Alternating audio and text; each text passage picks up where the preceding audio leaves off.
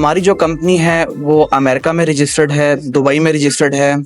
उसके अलावा जो हमारी कंपनी है अदर कंट्रीज़ में भी हम रजिस्टर्ड हैं। उसके थ्रू हम बिज़नेस जनरेट कर रहे हैं पाकिस्तान में। अब हमारा जो एसी है, हम 2 से 3 तरह के वेरिएंट्स इसके अंदर हम लॉन्च कर रहे हैं। जो नंबर 1 हमारा वेरिएंट है उसका नाम है इन्वर्टर 1.5 टन, इन्वर्टर 1 टन।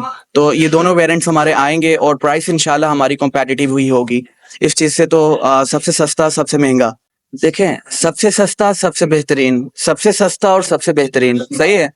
हमारी आवाम क्या मांगती है हैदराबाद की, बताएं। बिल्कुल सबसे सस्ता और सबसे अच्छा। नंबर 1 हम कि चाइना से हम ज़्यादा चीज़ें इंपोर्ट नहीं कर रहे। हमारे जो मैक्सिमम चीज़ें हैं वो जापान से आएंगी उसके अंदर, और हम उसको ऐड करके हम एक अच्छा सा एसी बनाएंगे जिसकी गारंटी होगी लाइफ टाइम।